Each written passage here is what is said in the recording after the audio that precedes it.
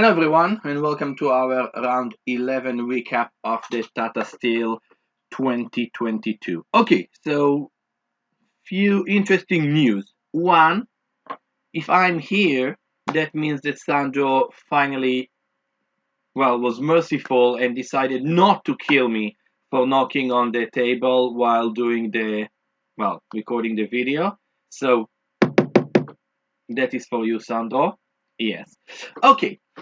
That is one important news. Other important news, remember all the Dubov saga, playing, not playing, mask, COVID, no COVID. Well, who knew? Apparently, masks do protect from COVID or something like that, right? I mean, I'm not a doctor, but it seems like it. So apparently, Dubov was confirmed to have, I believe he had a PCR test to have COVID and basically ended the tournament. It wasn't maybe it little bit explains his not great play. If you remember, I showed his position against Grandelius and also before. Maybe he was already not feeling that great for the last few days. It's very logical. Um, yeah, so basically, we're going to see three games. I don't know. Well, one of them is a really good game. The other two, you decide which one is worse. So, okay, so this is Laporte against Dubov, and yeah, using my annoying sense of humor. Someone needs to have one. This is the beginning position of the game and the final position of the game. So Laporte got this win. I believe that Carlsen is playing Dubov in the last round. So I wonder if Carlsen is going to maybe be the most gentleman person in the world and say, I'm going to wait a week after the tournament ends, or I don't know how long is the isolation for, whatever Dubov has. Let's say I'm going to wait 2-3 days after the tournament, and then we will play. I will play my last round against Dubov. Well, he pretty much suggested Giri doing it in the free day. Well, maybe that is the opportunity to show how great of a sportsman he is. Anyway, so I think that everyone is going to get a win against him. Well, we will see, but I do believe so. So basically, the tournament is over. Not 100% certain, but yeah, I thought Giri had good chances or decent chances to try and give Magnus a fight, but he's lost against Van Foyst. Good game. We will seriously look at that game. Basically ended his chances as Giri is playing today against Grandelius with the white pieces. So okay, if you get a win against Van Foyst somehow, right? I mean, the super strong player, and then somehow Grandelius, well, it's a different story. Okay, the other game that I want to go over is super interesting game before we will get to our key game. That is Doda against Shankland game. Okay, let's have a quick look, because a quick look is the most that we can do. Okay. All right, interesting. All right, some version of the London system. All right, awesome. And I offer you a draw. Okay, so you decide which game is worse, the Rapport against Dubov or this one. I don't know. I mean, chess is yeah, you can make a draw. It's a very strange concept, right? I mean, you can make a draw and say I want to go home and watch nothing really good on TV recently. That's horrible. Um, yeah. So I don't know. If the good fight was on TV, I can perfectly understand it. Believe me, like the good fight, like yeah. But other than that, nah, not really that great shows recently. So I don't know what Doda and Shankland had more important to do than play this game. Maybe some good dinner, but this is kind of yeah. Okay, so with all the joking and me being sarcastic, well, that's why I sit here, right? I mean, if I was playing them there, they would be making fun of someone like me, so I can be here and make the joke. Let's see Van Foyst against Giri, and not good game by Giri. As for the tournament, okay, nothing dramatic change. Rapport got this win. Carlsen made the draw against Vidit. It was a good game by Vidit. Good game. Like he kept with the black pieces, kept it equal pretty much most of the time. Mamederov drew, so yeah, it's going to be probably a Magnus tournament. Alright, let's see Van Foist against Giri. Alright, so I think this was the key game for Anish. Yeah, it's funny. I was looking like last week. Oh man, I was looking at this line, so I even pretend that I will know a little bit here. And this exactly this line, like no kidding. Yeah, actually, I think Castle I looked a bit more. All right, for whatever. I don't remember anything, and it was a few days ago what I looked at. But yeah, so I mean, this is obviously it is not the hugest line. I mean, A3 in general, the Zemish is not the most played line against the Nimzo, but it's very straightforward, right? Just get away with the bishop. Okay, you want to take. I'm going to build my center with F3, 4. All right. I'm looking at. There are not too many strong players playing this line in top games. Like, okay, Bishop G5 was played by few, quite well. One grandmaster is very strong there with Yogo. The other one is just as strong, and some other. They are mostly online game. This was online game. The other one was over the board game. Actually, there's a game of Magnus, former or one of the coach, right, Agdestein, that not only being a very good soccer player but also amazing coach and a strong grandmaster. He had a game like this in 2013 against Grandmaster Palats, which Agdestein won with the white pieces. Played f4, exactly as Van Foyce played. The other moves were either Bishop g5 or Knight h3. Okay, now I remember with Castle, f4 just not really that great because black is going to go d5 immediately and go after the light squares. I mean, the light squares, once f4 being played, yeah. Those are the weak squares, right? They cannot be protected by any other pawn. I mean, I think Giri went wrong here. Again, he spent 15 minutes, played queen d7. Not easy to say Giri went wrong in the opening, right? I mean, but I think so. I don't like queen d7. I like d5 quite a bit. Okay, white needs to take with the e-pawn. I mean, something like this, for example. Okay, this is exactly black's dream. Like, come on, right? I mean, when you push pawns, remember, yeah, it's great. I have space. I'm attacking everything. But who is going to cover for the weaknesses that pushing the pawns forward left? Okay, this is obviously the key move, right? The pawn. But black has a, I think, maybe only move, but only in a strong move is enough. I think queen e7. Maybe Giri underestimated that. Maybe he looked at that. Maybe I don't know. But I think this is a totally acceptable position for black. Again, I'm not certain, but by instinct, it looks like the c4 pawn is not going to hold, right? And okay, the pawn on e6 is weak, but okay, there will be some good spots for the knight. Okay, looking at it, you know, it looks acceptable for black. I don't know. I will let them um, analyze it more and have fun.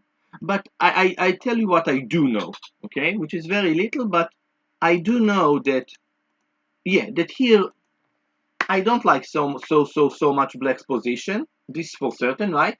I do know, I'm looking at the clock, that okay, Giri spent some time. Like for example, after knight d2, Van Foyce played immediately, right? Like 2 minutes, 2 minutes. And now Giri already spent 40 minutes, maybe tiny more with the increment, 45 minutes here. Okay, so your opponent pretty much play fast. You already spent 45 minutes. Maybe queen d7, queen a4. I'm almost certain not awesome. d5 is the move that needs to be looked there. Okay, castle. Castle. Yeah. Okay. Yeah, and here, just a wrong move by Giri. I mean, white is better here. Maybe knight d7 is a move, but I'll take white here. I don't know, rook f3 maybe. If black doesn't have an easy way to get to c4, why shouldn't white be better here? I mean, rook b4, knight f3 also possible. Yeah, it's a game. It's a game, don't get me wrong. It's a game, but I think white better. But I think black needs to play that. I mean, you know, um, I like to use I'll quote Kasparov. There was a famous game, well, famous in my world. Um, I think it was Movsesian Kasparov from, maybe it was Belgrade 2000. I think so. Maybe 2002, maybe 2000. I think probably I would say Belgrade 2000. But okay, I'm not looking. Uh, and it was in the Sicilian with Bishop e3, and Movsesian allowed Kasparov the very, very, very typical rook takes c3. And Kasparov was, I will not repeat the words that he said, but he wasn't very fond of Movsesian allowing him that. And Kasparov can express himself, this or that. And also thinking there was a game of two of Giri and Van Foyst countrymen. It's a game of Timan against Van Veli. Timan against Van Veli in the Sicilian. That is an awesome game. Awesome game. Probably put on Google. I don't know how to find it. Timan Van Veli double rook sacrifice, or Timan Van Veli rook takes f6. Rook takes f6, two exclamation points. I think you should find it. Maybe 1998, 1997. God knows, I don't remember, but something around it. All those stories are that if an old retired patzer like me know those games for 20 years, right? Right, yeah, 20 years. Then Anish, who is one of the very, very, very best in the world, no, no, no, no, no, no, no, no. Like, I mean, yeah, seriously. I mean, dude. Okay. Not so awesome for black.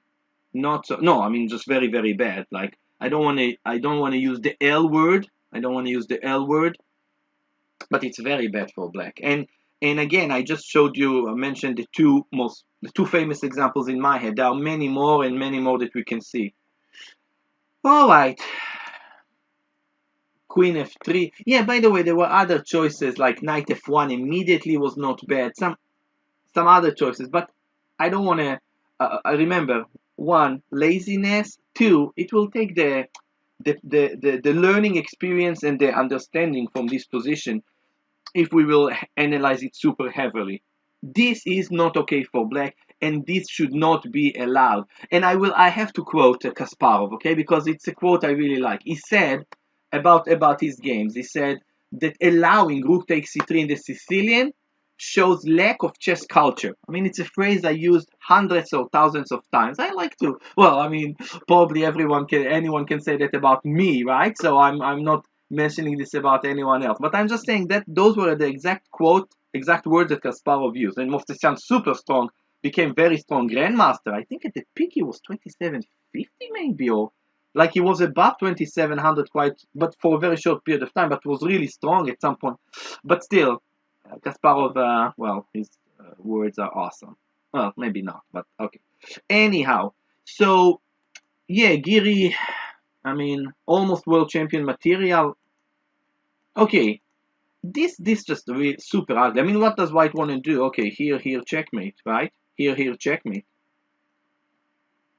Okay, here.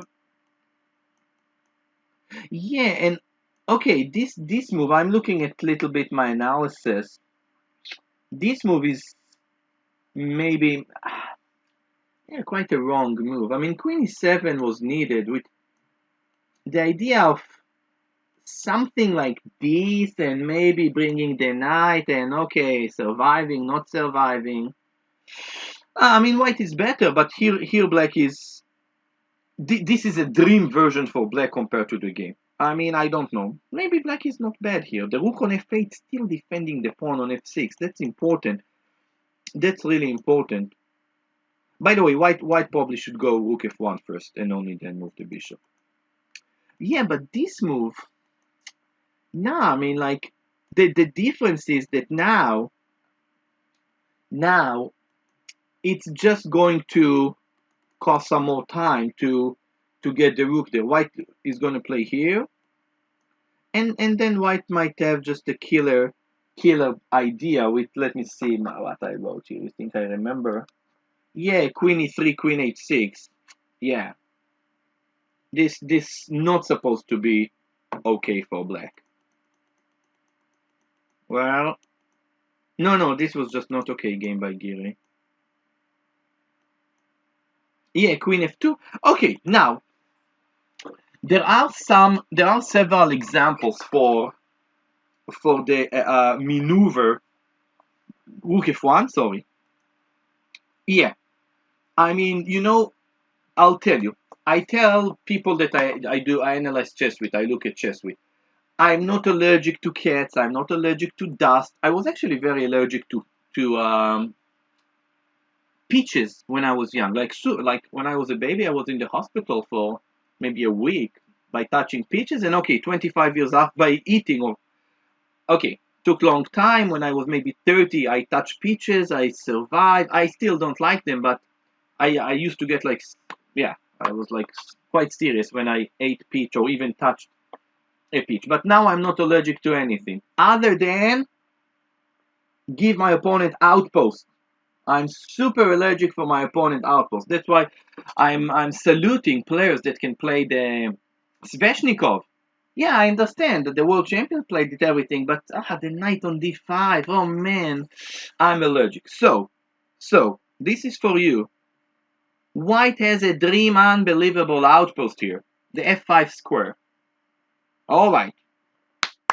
If you can find a way how to get the knight there while pausing and thinking and coming back, you will have my respect. It's not much, by the way, but you will still have it. Alright. So, now that you're back after 3 hours of thinking, yeah, bishop e2, right? I mean, bishop e2. This square it's over. There's a game, I think it is Khalifman Judith Polgar. I don't remember. Maybe it's in Las Vegas, 1999. Maybe it's Las Vegas, 1999, where it came. I think from some Queen's Gambit stuff, Vienna. And anyway, Judith had a bishop. Again, I hope I remember okay. Judith had a bishop on e6 that was really important. And Khalifman, okay, super strong at that time. He won actually that tournament ahead of many big names. Khalifman played h3 with the idea of bishop g4. And okay, it's a very good game. I would bet Khalifman Polgar 1999, but maybe I'm completely wrong. Alright, the game I'm pretty certain about. Bishop e2 with bishop g4. I remember this idea. Okay, that's one first example that pumped into my head. Yeah, okay, I mean this is just the end of the game. And okay, h3, right? I mean it's just over, and I get to f5 or g4. Everything is collapsing there. I mean, enjoy this knight, enjoy this rook. Yes, okay, Giri took, but it's over. It's over. I mean, want to take the bishop, want to take the take the rook, take the bishop. No, okay, I can understand that that this is not that great for black. Yeah. Okay. Ouch. Yeah, I mean, okay, this part doesn't require any analysis. Yeah, rook h3, quite a pretty move, I guess, right? I mean, if this move stuff like that is strong. Anyway, yeah, I think this was Anish's real chance. If he had won, of course, very easy to say, but if he had won, yeah, okay, playing white against Grandelius, okay, obviously he's a favorite, and who knows? Also, it wasn't clear that Carlsen is going to get a point against Dubov, which we didn't know before. So I think if Carlsen is indeed, I haven't seen real. I read quickly that he is going to get a point. Maybe I misunderstood, but well, then he is, yeah, he won the tournament in a very interesting, I don't know, dramatic events. Okay, well, two more rounds. I guess I'll see you. Bye.